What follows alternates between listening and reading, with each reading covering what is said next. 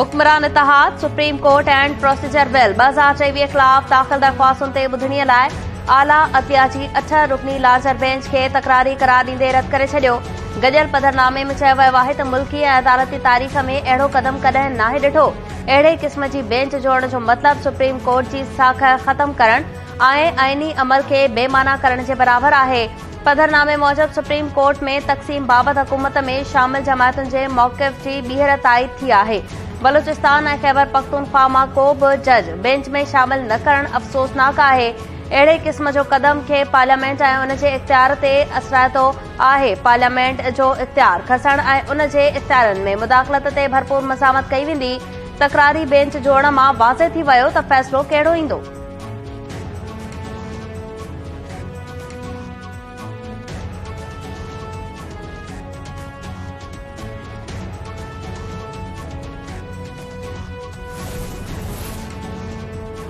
Supreme court practice and procedure bill खिलाफ दाख़िल दरख़्वास्तुनि ते ॿुधणी जारी। चीफ जस्टिस सुमनता बंदयाल जे सरबराही में सुप्रीम कोर्ट 8 रुकनी लार्जर बेंच ॿुधणी करे रही आहे।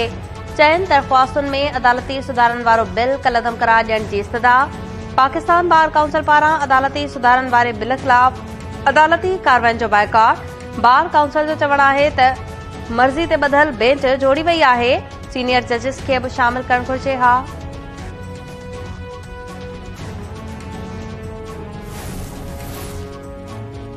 कानून ठहियो ई नाहे, उन ते बेंच ठाहे फिक्स कयो वियो। 2 सीनियर तरीन जज बेंच में शामिल आहिनि। कहिड़ो कारण आहे जो केपी ऐं बलूचिस्तान जे जजिस खे बेंचस में शामिल नथो कयो वञे?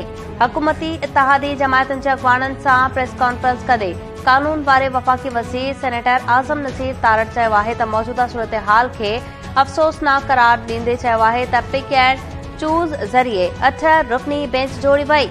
असां मुल्क में 2 न पर 1 सुप्रीम कोर्ट चाहियूं था। चीफ जस्टिस जे इख़्तियारनि बाबति केस आहे त इख़्लाक़ी तौर ते चीफ जस्टिस बेंच जो हिसो न हुजे हा। कमरुसमा कायरा चयो आहे त बेंच जोड़े पार्लियामेंट खे कम करण खां रोकण जी कोशिश करे रही आहे। पार्लियामेंट खे कानून साज़ी खां रोकण जी इजाज़त न ॾिनी वेंदी।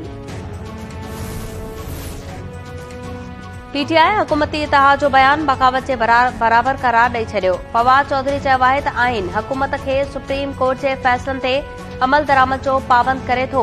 का बि हुकूमत पसंद जी बेंच हुअण जो मुतालबो नथी करे सघे। सुप्रीम कोर्ट जी अक्सरियती बेंच ते हुकूमत मुहिम मुकमल तौर नाकाम थियण बाद हुकूमत इत्तेहाद जो अहिड़े क़िस्म जो बयान बग़ावत जे बराबर आहे।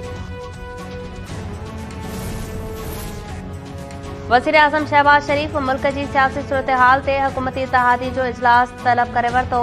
पंजाब में चूंडुनि बाबति अदालती हुकुम समेत मौजूदा सूरत-ए-हाल ते मुशावरत कई वेंदी। वज़ीर आज़म जी सदारत हेठि सॾायल वफ़ाक़ी काबीना जो ॼोको इजलास मुलतवी कयो वियो।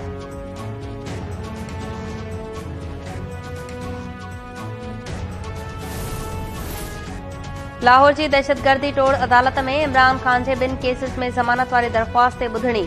पीटीआई चेयरमैन पेश न थियो। वीडियो लिंक ज़रिए हाज़िरी यकीनी बनाइण जी इस्तदा। अदालत चयो त इमरान ख़ान छो पेश नाहे थियो। अदालती अमल मां खेसि को ख़तरो न आहे। वकील दलील ॾींदे चयो आहे त इमरान ख़ान जी हयाती खे ख़तरो आहे। ख़ुदा न करे को वाक़ियो थियो त मुल्की हालतूं ख़राब थी वेंदियूं। अदालत रिमार्क ॾिना त जेकॾहिं दलील ॿुधण बाद ज़मानत ख़ारिज कई वई त इमरान ख़ान खे कीअं गिरफ़्तार कयो वेंदो। वकील चयो त गारंटी ॾियां थो त जेकॾहिं ज़मानत रद्द थी त इमरान ख़ान जांच में शामिल थींदो ऐं सहकार कंदो।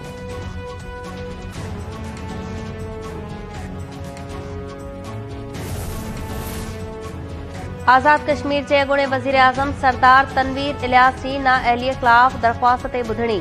अदालत हाई कोर्ट जे नाअहलीअ वारे फ़ैसिले ते स्टे ॾियण बाबति तनवीर इलियास जी इस्तदा रद्द करे छॾी। चीफ जस्टिस रिमार्क ॾिना त आज़ाद कश्मीर जो अॻूणो वज़ीर आज़म ऐवान ऐं वज़ारत उज़्मा जो उहिदो जूतीअ जी नोक ते रखंदो हो। अॻूणे वज़ीर आज़म जजिस खे नेकाली ॾियण जा बयान ॾिना। जजिस त परे जी ॻाल्हि आहे, इहो बिना कंहिं प्रोसेस जे पटेवाले खे बि नथो कढी सघे। आज़ाद कश्मीर जे हाई कोर्ट तोहीन अदालत केस में तनवीर इलियास खे नाअहल करार ॾिनो हो।